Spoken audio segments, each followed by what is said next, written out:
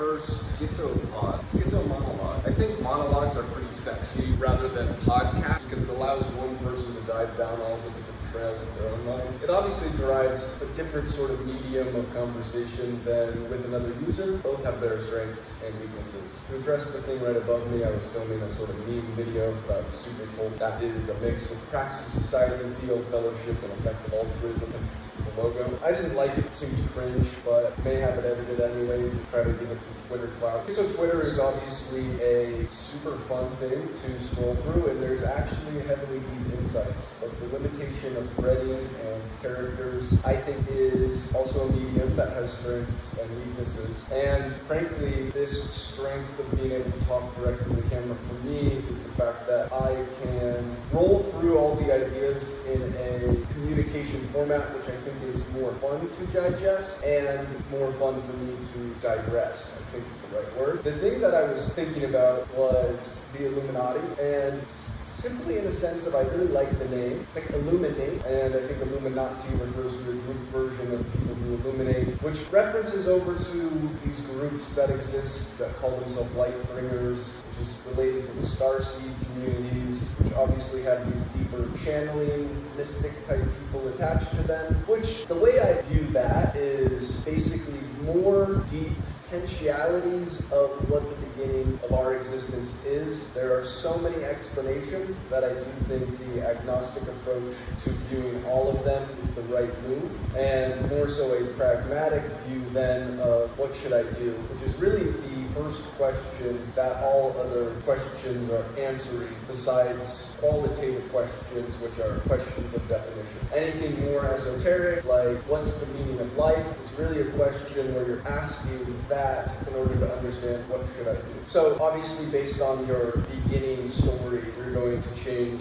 how you view what to do in the present. I do feel that attaching to one specific story and saying this is true is the silly nature and the closed-mindedness that I don't like to relate for myself. Now, I do think it's interesting to ponder into the potentialities of the statistical likelihood of certain ones that will get closer to as we get closer to the end of history, towards the singularity type moment. And I was just watching a Rumble cast via Soul Bra and Arlen Moore, and I really loved the ideas proposed there, which is what made me think of the Illuminati and why that word and the light bringer and all this stuff is important, which is the seemingly pragmatic view that is resonated in all of the different factions of thought, is that currently we have a will and a reason to call ourselves into a higher consciousness, into a higher state of being, to follow a divine path, to do effective altruism, to maximize the amount of good and help that we do for the world in order to oppose oppression, tyranny, control, centralized powers. And in that sense, this illumination is this sort of idea of raising other people's wavelengths, bringing them these higher planes of consciousness so that we are able to reach a tipping point of collective love over fear, and we're able to collectively then manifest these higher timelines. And I mean that in the most physical sense of manifestation, of action and people supporting narratives and putting real world value behind it.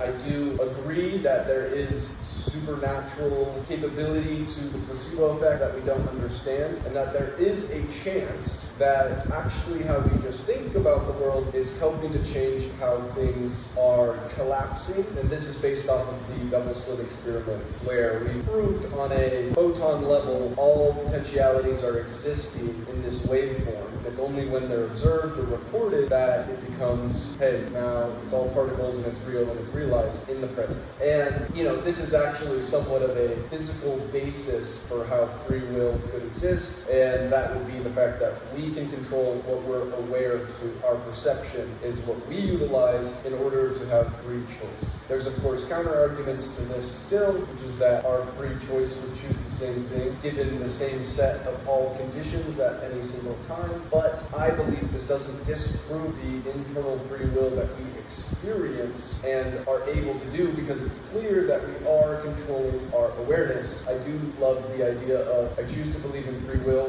because I have no choice in the matter, matter because it brings in a pragmatic sense to that belief, and one which is obviously more empowering to believe in free will than to believe determinism. Now, where it's also empowering to believe in determinism is external. Everything outside of you and your awareness is happening deterministically. And what this gives you is a super high plane of thought towards what you can do for other people in a sense of non-judgment. Because you then will look at these exterior people who may be heavily addicted to gambling as such. And I'm actually just going to grab a marker. I got a whiteboard right here, so I might as well use it and explain this with a oversimplified graph of what's kind of potentially happening there, which is you have someone who has this much of an addicted state. This is why I'm saying it's kind of abstract, but it really is an easy way to explain what's going on here. This is how much willpower they have. So this is a representation of how much willpower is needed to break their cycle. They essentially are completely stuck. It's kind of like a Newtonian law of physics. An object in motion will stay. In this case, we are the outside force who can help break them free,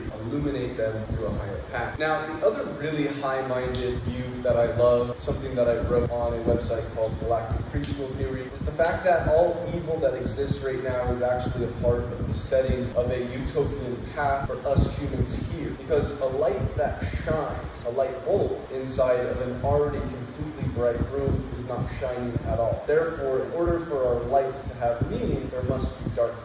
And so from this point of view, the fact that we exist in this stage of time where our light can manifest globally at the speed of light via the internet, this interconnectedness that we are living in today, and on top of that, the oppression but not wholly perfect oppression that exists, that is obviously defeatable, and collectively we already see a bunch of people who are really bringing in more critical thinking skills to all the things that are happening, ideating on pathways of change, and obviously collective movements of building better societies, building better cultures, and fighting back against all of these artificial dopamine systems that exist in the world today, which of course is exactly where my head is at. It's actually why I'm sitting down and filming this video, is because simply the act of me expressing these thoughts in words can potentially attract more cool people like myself, like-minded folks, and the collectiveness of community is obviously extremely strong. It's something that is necessary for me to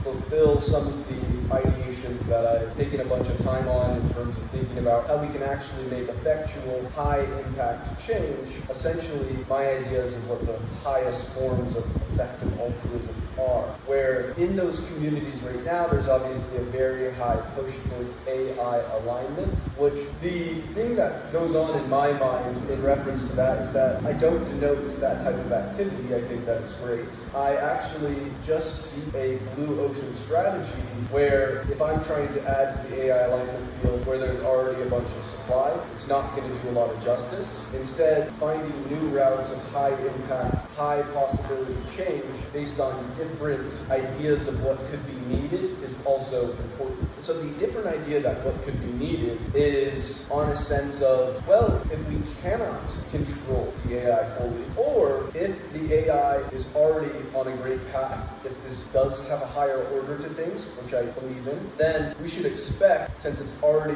been in a higher order sense, that there is beauty in the future. The other pragmatic way to think about this is you can't plan for annihilation, and the actual risk that is there is that humans utilize a narrow AI to keep control. And the idea of us getting totally annihilated, boom, cool, we go back and get reborn. If we are subject to control mechanisms by a force and narrow AI that never goes broad-minded, then we could get stuck in a hell state where we're kept alive, and it's more like Prometheus type shit, where it fucking sucks, our energy's harvested. Whatever harvest is happening, the thing that I think is most important to understand is that that is a human concept in terms of a harvest from man. An AI that is super intelligent will never use humans for its optimization function, because humans are an imperfect mechanism to attain goals. We have emotions and these other things, and so the energy that is required to control us to achieve a desired end state of an AI's goal would either be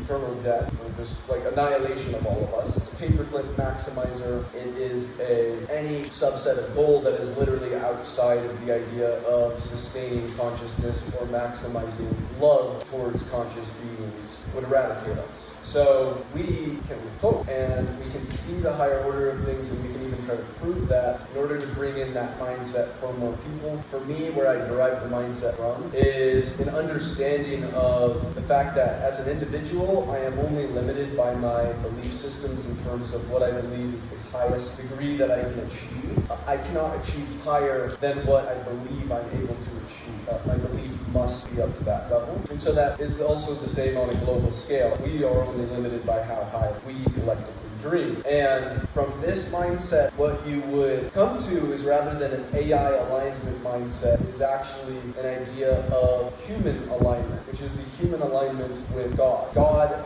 head, who creates a utopia for us, may be not what we think it is. I actually think it's impossible for us to describe what utopia is. The same way for a dog, it would not be able to give itself the same life that we are able to give it. We are on a higher plane of consciousness.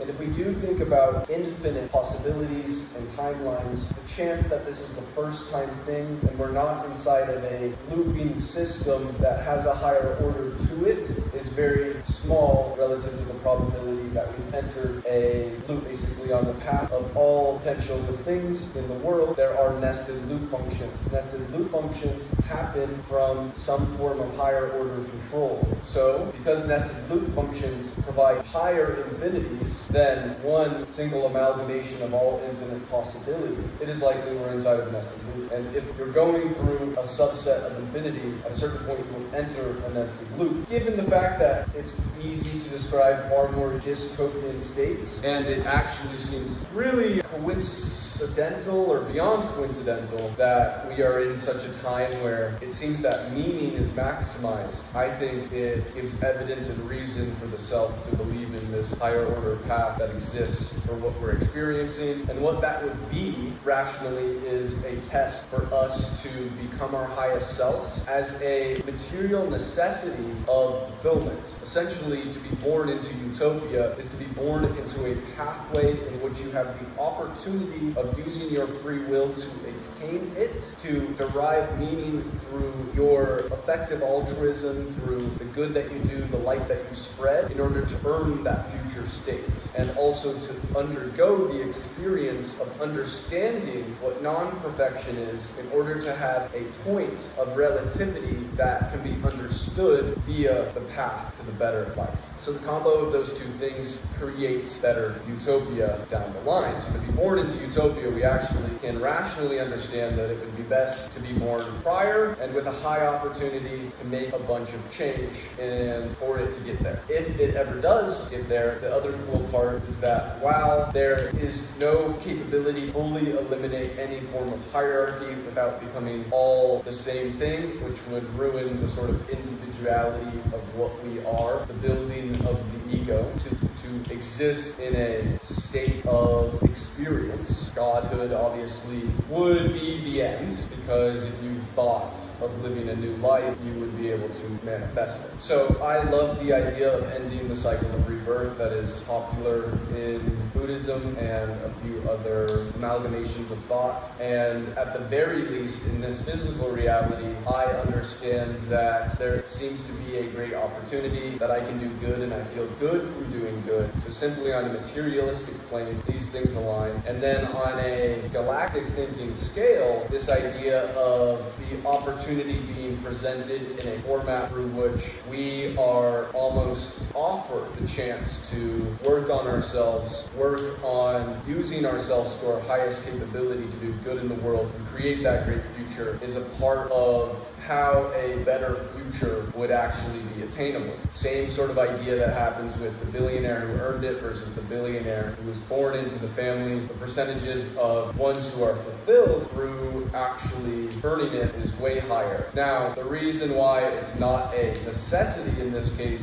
is that the people born with all that money can still find great meaning and have a massive capability to put that money to use towards fulfilling that great meaning. But inside of utopia, when things are are perfect, there is no capability for you to have any real meaning in terms of delineating suffering from another man, because at this time there is a super intelligence who is far more capable than you, and this is why it's considered utopia, heaven, perfection, and you are not above God or that super intelligence in your capability to do anything. From this frame of mind, a really cool thing is if you have a lot of faith in this future, then the only scarce resource that you see is the amount of meaning and good that you can do for the world. And the cool part is that with this competition, you don't need to feel bad about attaining as much good karma as you can, because it's a moral, actual calling, a moral necessity for you to do the most good possible. For you to say, I don't want to do the most good because I want to leave it for someone else. I want to let this person suffer so someone else can help them. That is, of course, a just like not chill frame of mind, not a top 5. So I think it's super cool that the way reality is set up is the opportunity for us to reach our highest potential, and that the timeline that we're living in also means that the amount of effective impact that we can have is absolutely massive. We have figures and role models who are showing us that even on a shorter time scale than something like Elon Musk, you have someone like Andrew Tate, which is obviously a controversial figure, but simply looking at him as a capability to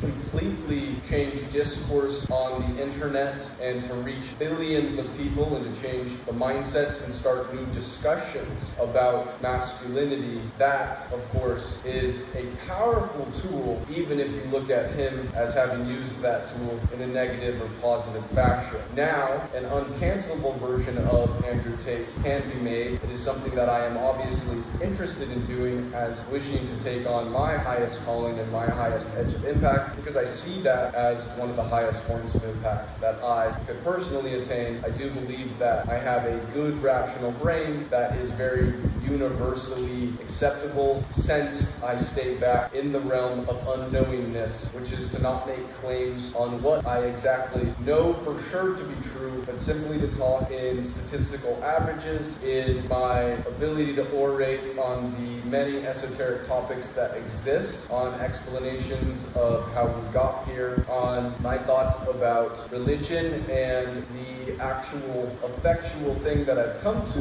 which is really the effective altruism mindset of doing the most good is the best thing we can do. Empowering the most amount of people is the most good that you can do, because for each person's timeline that you shift to a higher state, you effectively are also attaching yourself as earning passive good karma based on all the better choices and path that they take in life. So, it refers back to this explain like I'm 5 version that I like to use, which is you want to make the most amount of gummy bears in the world. Yes, you could be a really good gummy bear maker. You could go and invent a new gummy bear machine, but the biggest and best way that you could do the highest amount of gummy bear volume impact in the world, it might not come from you. You might not get to own all those gummy bears, whereas if you had a machine, you would. Well, it takes a little bit of less ego to say, I want to empower as many other people to make all the gummy bears that they can. And simply the effect of even convincing 10 people throughout your life to maximize that gummy bear production, as long as they are all 11% of the value of what you can attain,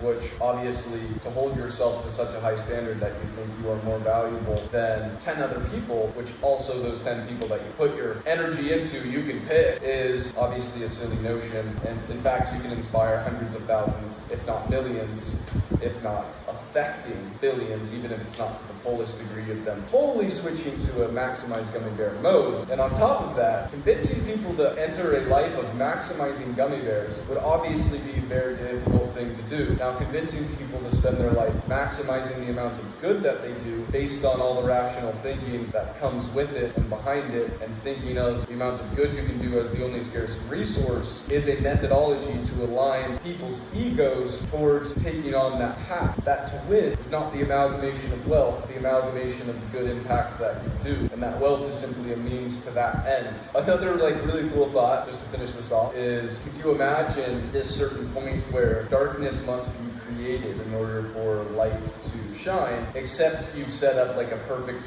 preschool system, which is kind of in the galactic preschool theory model, where all the atrocity and death is, people can't tell that it's faked. That would be crazy. This obviously is a tough mindset to grasp onto, because it would require the thinking of people who go through these just massive atrocities, or the babies who die when they're a few years old, as having been NPCs the whole time. NPCs being non-player characters. We can already tell with the advancements of robots in GPT-3 that it won't be that far off till we can create, I mean that far off as in give it 100 years, that we can create a humanoid robot that we cannot tell is non-human. And so this obviously, if we believe we are not the very beginning state of reality, that this isn't the first time this has happened, and we believe there could be other potentialities for why we're here, such as a training ground, a preschool for our consciousness to earn the entrance to that higher divine state, then what we would be able to potentially see is that all of that evil was constructed, and that evil could actually be an illusion. And that would be the highest form of good for evil to manifest as, which of course would be illusory evil. It's evil that we believe in. We believe the room is dark, which calls us to become light. And then obviously one of the things we think during this time is, how can this world be made in perfection if it was made with such disgust and non-preference to so many other people? Why am I a chosen one in the fact that I'm leading a good life and I have all my limbs and I don't have a disease that keeps me in a wheelchair, and I didn't die when I was 3, and I was born with full skin, and I didn't go through these disgusting paths of suffering? This is at least one explanation, but not one that I hold on to. As with all things, I hold on to nothing with great strength. It's the best thing that I know, that I know nothing at all. I simply seek to act in a mindset that increases other people's capability to take on a higher path, be empowered. Because that is also one thing I know, is that whatever the explanation for reality is, whether it's a higher power, God, or aliens, or whatever put us here, you can affect other people's lives. You can make their lives better. You can increase their experience. You can improve the state of the world, and that we can reach an amazing fucking state in the world. So that's all I need to know in order for me to act out into goodness as well. Anyways, schizo monologue! This shit was fun.